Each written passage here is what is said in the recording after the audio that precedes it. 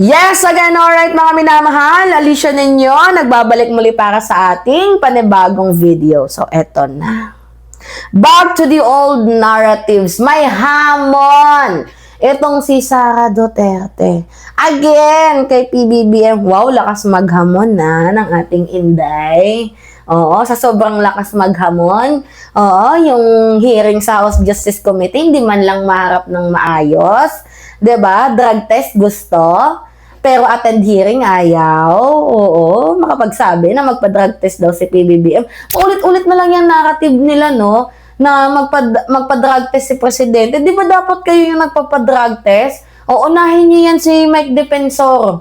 Oo, na, alam niyo na, madaming mga EA sa kanyang KTV bar. Alam niyo, EA, mga babae na ginagawa pa lang sexual exploitation. Diyos ko, aray mo, na pagmamayari ng kanyang asawa. Alam niyo yung kasabihan na don't throw stones when you're living in the glass house. 'Di ba? Bato ka ng bato eh. Tapos, 'di ba?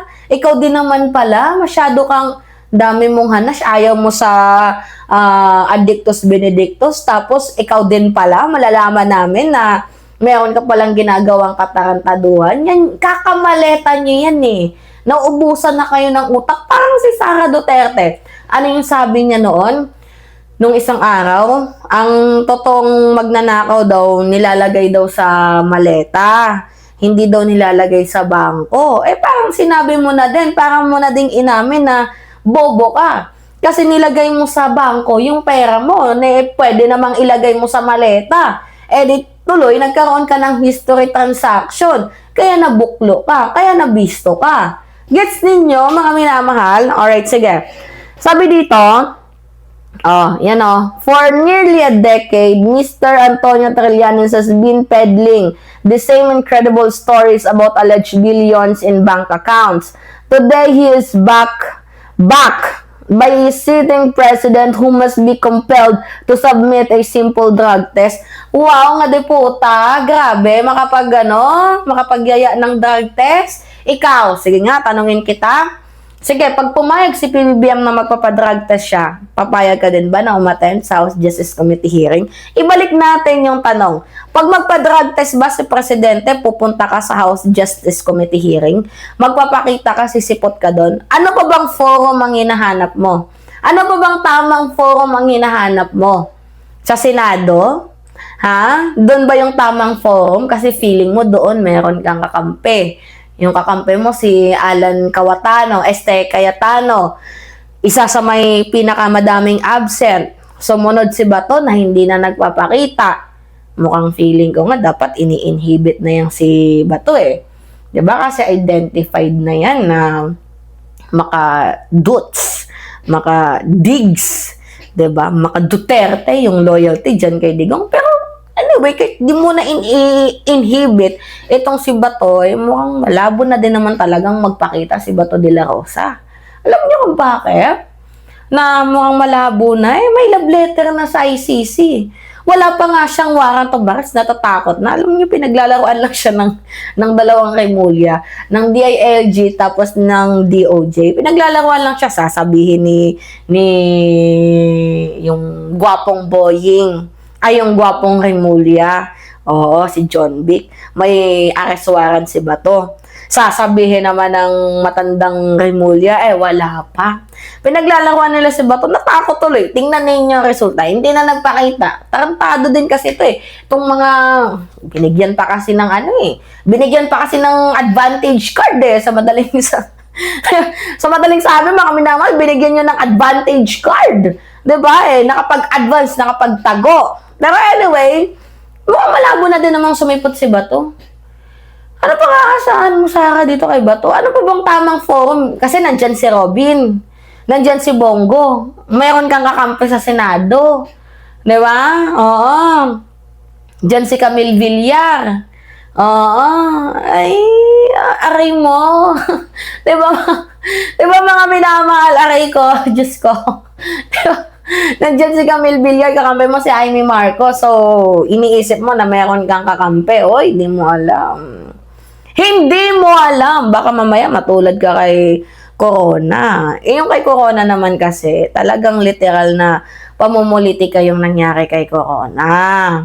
Eh, syempre, sa usapin ng impeachment, numero talaga yan. Kahit nga mismo si Panelo nilaglag na itong si Sara. Ano yung sabi ni Butike? Diba, ang sabi ni Butike, naniniwala siya na dyan sa House Justice Committee or sa House of Representative, mai-impeach si Sara. Pero dyan sa Senado, 4 lang daw na pusakal. So kahit si Panelo, sinukuan ka na Sara, alam niyang ma-impeach ka na. Pero, naniniwala pa din sila na baka pag dyan dating sa House, hindi ka na ma-impeach. Baka ganun, iniisip nila. Pero yun lang yung akala mo. Hindi natin alam yung katotohanan. Aray mo. Diba, mga minamahal? Hindi natin sure kung ano nga ba yung mangyayari sa darating na hearing. Diba? Hindi mo sure, Sarah. So, huwag ka nang mag-sounds. Diba? Na ikaw'y tinatrabaho. Tsaka wala nang dapat ikasira sa'yo kasi matagal ka nang sira. Ikaw nga itong namumuliti ka Oo, maagang nagdeklara. Natatakbo kang presidente. Anong mapapalasin ng presidente kung sisiraan ka niya? Sige nga, Aber. Anong mapapala ni PBBM kung sisiraan ka niya? Wala. Kasi hindi naman tatakbong presidente si PBBM kasi tapos na yung kanyang termino. Wala siyang mapapala kung papatulan ka niya. Instead, ang ginagawa ng presidente, nagtatrabaho siya ngayon. Ikaw, nagtatrabaho ka ba? Hindi naman Anong ginagawa mo? Tinatrabaho mo ang trabahuin ang presidente na masira ang kanyang pangalan. Yan yung ginagawa mo. At yan yung napapansin ng tao. Kaya nga sa survey, bumaba ka, di ba? Bukod sa hindi ka na nga umaten sa impeachment, meron ka pang gana na mag-travel. Pinayagan ka na nga lahat-lahat. Sisihin mo pang presidente. Nasa gitna tayo ng krisis. At anak ng wedding, kung ako yung DDS, mapapaisip na lang, parang bobo ko naman na kakampihan ko pa si Sara. Nagnanakaw na nga. Gusto pang mag-travel. Ayaw sumipot sa hearing. Aray mo. Bulag na bulag itong mga Duterte's bobolagers. Ewan ko, syempre, when the price is right, diba? Malaki-laki siguro yung bayad. Kaya pati prinsipyo, sinusugal. Kaya yung mga Duterte vloggers, ang yayaman. Like, sana all.